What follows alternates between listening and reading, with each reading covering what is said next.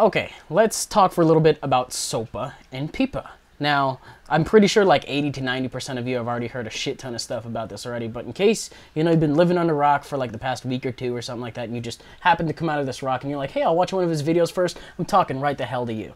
As well as anyone else that doesn't know what's going on, anyone over the pond outside of the United States, I suppose.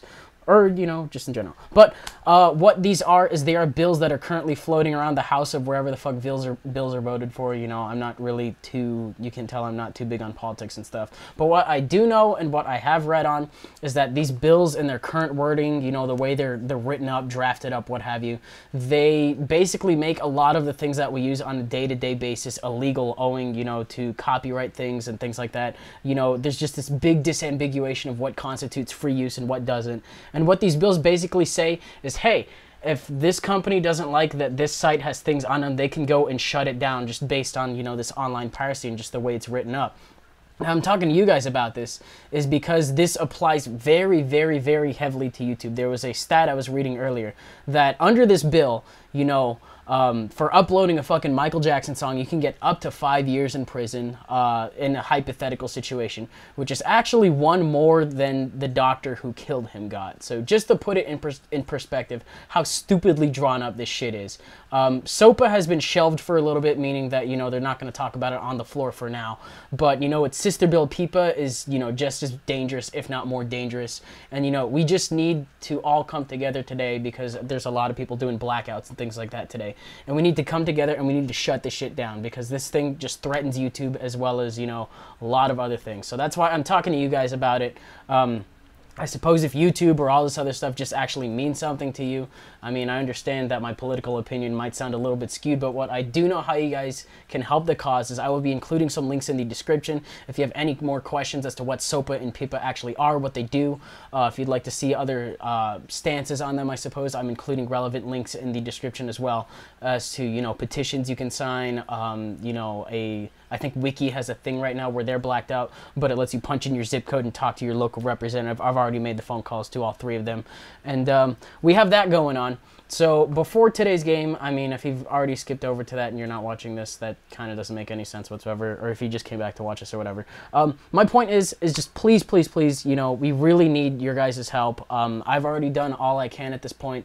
And, you know, let your voice be heard in a time like this, because otherwise if we don't, there's not going to be another chance. And you guys might not even hear me talking to you. My voice might not even be heard to you guys if this thing goes through. So this thing just basically threatens the internet, and I need you guys, you know, to spread the word, help shut this thing down, because this is ruining everything. So, without being too much of a Debbie Downer, I will leave you at today's video, and enjoy.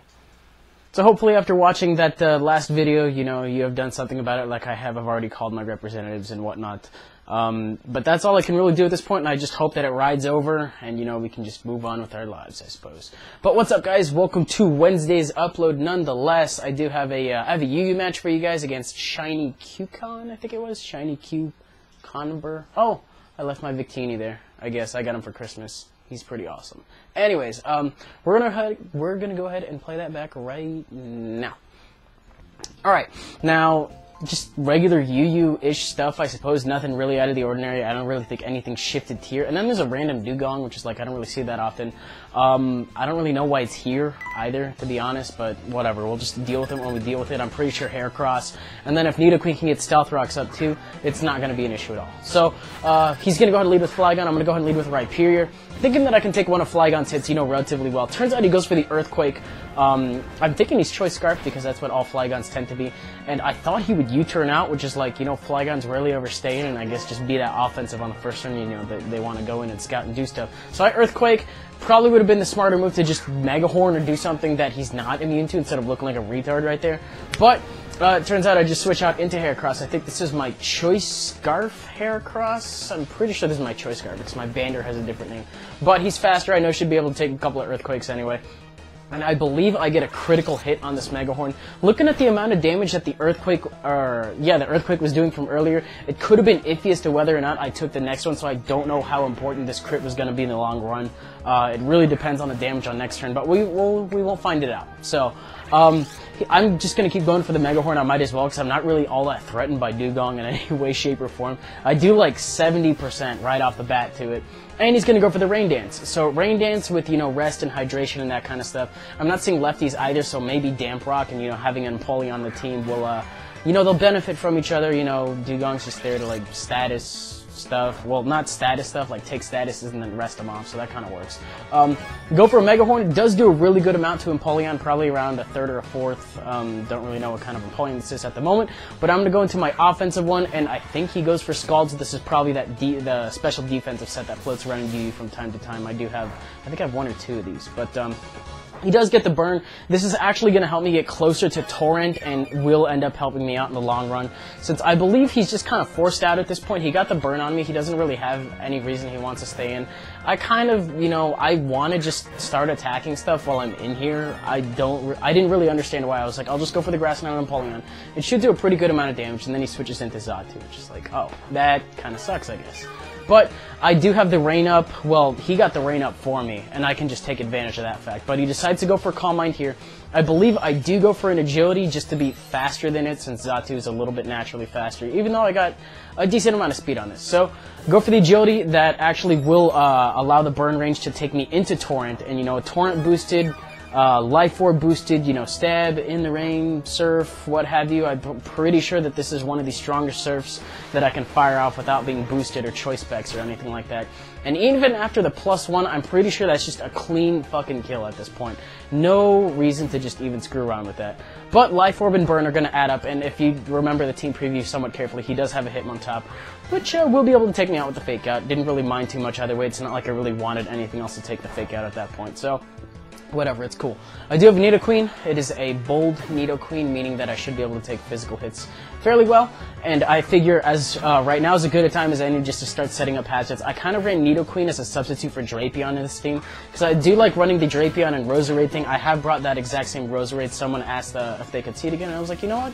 I actually have this match. I've been kind of on the fence about uploading it, you know, that kind of thing, but I was like, today's the day. Let's do it today. So, get the 1 layer of Toxic Spikes up. That's all I'm really going to need, and then I get the Stealth Rocks up because I'm faster, as he tricks me with the Choice Band. Now, how this comes into play, because I do have Dragon Tail, the Choice Band will boost my Dragon Tail's power, not by a lot, but the thing is it allows me to switch up moves since I was tricked after I got the item, as opposed to in 4th gen, I believe, where if you were tricked that item on the turn that you went for that move, you would be locked into the move. But now I'm allowed to switch up moves and start phasing things out, hopefully poison a lot of the things that I can / need to, I suppose.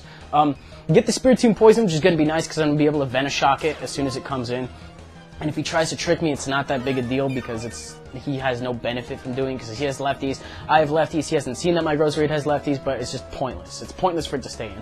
But he goes for Sucker Punch as I goes for Dragon Tail again. I don't really care what happens to this Nidoqueen at this point. I have the 1 layer of Toxic Spikes up. The more things I can get poisoned, the better. I'm mainly looking to bring Hitmontop in on here. And I don't think that's going to happen for a while because he brings in Empoleon. And I don't want to stay in for Empoleon. I mean, I'm choicing everything, but I got a really good amount of health. So I'm just going to go ahead and get out of here, go into my Roserade. I know we'll definitely be able to take a Scald reasonably well. If he does get the burn, you know, I can go ahead and switch out, heal it off, come in with something else. It's just a really good switch. So I'm going to do that. I believe I set up a substitute here for some strange reason. I guess just to scout out his set to see if he has the Ice Beam or not. Like my initial suspicions were that he's probably the specially bulky Empoleon. He does go for the Stealth Rock, so it runs Stealth Rock, Scald, and then Roar, and then, you know, one other move of choice. I'm pretty sure that's what they have. I think mine has, one of mine has Stealth Rocks, Yawn, Scald, and Ice Beam, so it's a little bit unorthodox, but they do tend to run Roar to phase around and stuff, so. I'm going to go for the Giga Drain because I am suspecting it, you know, just get some health back. Also could have Leech Seeded as well to, you know, get my switch in to get a little bit more health as well, depending on what he roared out into. But he roars out into Dusclops, which is not really going to mind taking hits from Empoleon anyway. I can just Pain Split to my heart's content. Now, Dusclops in this match is kind of the MVP, and you'll see why. Well, not necessarily the MVP, but he does a decent amount of work, so we'll go ahead and show why. I guess I'm just kind of waiting for this. Spiritomb comes in, you know, Poison, Stealth Rocks, all that stuff. But I'm going to go for the Nightshade because I know Spiritomb doesn't really have a whole lot of HP like I do, and that'll probably benefit a little bit better. Plus, if he has Rest for some reason on a fucking Choice Bandit set, I don't know why, but yeah, I'll just coax it out. So he tries to Pursuit, I guess thinking that I would be scared of Spiritomb, I know that I can take pursuits relatively well. I want to take them better than sucker punches, so what I decided to do is just go for the sub, knowing that it wouldn't really do a whole hell of a lot. And it does like 70, you know, thanks to my EV light and stuff, but it's whatever, I'm behind a sub.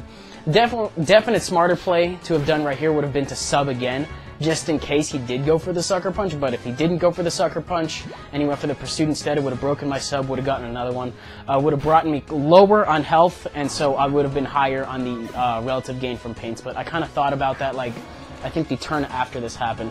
But it turns out that Dugong comes in right now, going to take a lot from Stealth Rock's damage, and it's actually going to go for the rest. Now, it does this without the Rain Dance, because if it goes for the Rain Dance right now, it will die to poison damage at the end of the turn. So if you're going to preserve it, I suppose you need to do it now. But what that lets me do is it lets me, well, it's going to coax me into going for the Pain Split. I don't know if I actually go for it. I guess I just decide to sub up first.